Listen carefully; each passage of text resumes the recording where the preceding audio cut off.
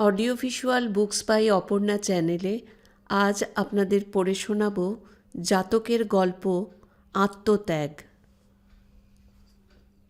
পুরাকালে বোধিসত্ত্ব একবার শশক হইয়া জন্মগ্রহণ করিয়াছিলেন। 3টি বন্ধু লইয়া তিনি বনে বাস করিতেন। একটি বানর, একটি শৃগাল এবং একটি উদবিড়াল। ইহারা 3 জনেই শশক পণ্ডিতকে গুরু বলিয়া মানিত। সারাদিন ইহারা আহারের খোঁজে ঘুরিতেন। সন্ধ্যার সময় একত্রে মিলিত হইতেন। শশক পণ্ডিত 3 বন্ধুকে ধর্মোপদেশ দিতেন, তাহারা নিবিষ্ট চিত্তে তাহা শুনিত। এক চতুর্দশী তিথিতে শশক পণ্ডিত বন্ধুদের বলিলেন, কাল পূর্ণিমা, উপোস ব্রতের দিন। কাল সারাদিন ধর্মচিন্তা করে উপবাসী হয়ে থাকতে হবে এবং কোনো অতিথি ভিখারি এলে তাকে যত্ন করে খাওয়াতে হবে। বন্ধুগণ যে আজ্ঞা বলিয়া বিদায় হইল। উদবিড়াল খাদ্যের অন্বেষণে নদীর ধারে বেড়াইতে লাগিল। এক জায়গায় মাছের গন্ধ পাইয়া বালি খুঁড়িয়া দেখিল, কলার বাসনায় বাঁধা কয়েকটি ছোট ছোট রুই মাছ বালির মধ্যে পোঁতা রহিয়াছে। উদবিড়াল 3 বার চিৎকার করিয়া বলিল, এ মাছ কার? কেউ জবাব দিল না। তখন উদবিড়াল দাঁতে ধরিয়া টানিতে টানিতে মাছগুলিকে বাসায় লইয়া আসিল, আর বানর আমবাগানে গিয়া কতগুলি আম কুড়াইয়া লইয়া আসিল। শৃগাল গেল লোকালয়ের দিকে। সেখানে গিয়া দেখিল এক গোয়ালার বাড়ির উঠোনে এক ভাঁড় দই শিকে বাঁধা আছে। শৃগাল শিকেটা গলায় জড়াইয়া লইয়া দইয়ের ভাঁড়টি বাসায় লইয়া আসিল। সকলেই পরদিন অতিথির আশায় বসিয়া রইল।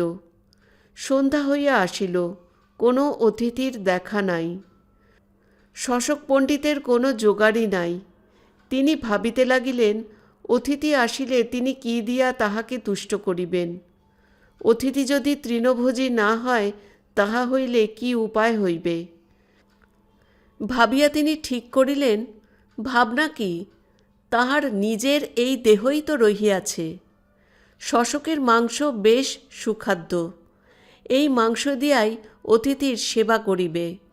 বন্ধুরা যে সমস্ত খাদ্য সংগ্রহ করিয়াছেন, সেগুলি যেমন অনিত্য, তাহার দেহও তো তেমনি অনিত্য। যাহা অনিত্য তাহা ত্যাগ করিতে আর দুঃখ কি। এই সংকল্পের কথা শক্রদেব স্বর্গে থাকিয়া জানিতে পারিলেন। তিনি বোধিসত্ত্বের ত্যাগ ধর্মের পরীক্ষা করিবার সংকল্প করিলেন। প্রতি জন্মেই শক্রদেব বোধিসত্ত্বের পরীক্ষা করিতেন। তিনি বৃদ্ধ ব্রাহ্মণের বেশে বনে আসিলেন। ব্রাহ্মণ একে একে শৃগাল, বানর ও উদবিড়ালের দ্বারে আসিয়া আতিথ্য প্রার্থনা করিলেন। তাহারা তাহাদের সংগৃহীত খাদ্য সম্মুখে ধরিলেন। ব্রাহ্মণ তাহা স্পর্শ না করিয়া শশক পণ্ডিতের দ্বারে আসিয়া হাঁকিলেন, অয়মহং ভো, ক্ষুধার্ত অতিথি উপস্থিত। শশক পণ্ডিত বলিলেন, আপনি আগুন জ্বালুন, আপনার খাদ্য প্রস্তুত করছি। শক্রদেব একটি অগ্নিকুণ্ড জ্বালিলেন। শশক পণ্ডিত বলিলেন, ব্রাহ্মণ, আমি অগ্নিতে প্রবেশ করছি। আমার দেহ আতপোড়া হলেই আগুন থেকে তুলে ভক্ষণ করবেন। এই বলিয়া শশক পণ্ডিত আগুনে ঝাঁপ দিলেন। কিন্তু আশ্চর্যের বিষয়, শশক পণ্ডিতের গায়ের একটি লোমও দগ্ধ হইল না, আর অগ্নিকুণ্ড পদ্মবনে পরিণত হইল। শশক পণ্ডিত তখন বলিলেন, ব্রাহ্মণ, এ তো আগুন নয়, আসল আগুন জ্বালুন।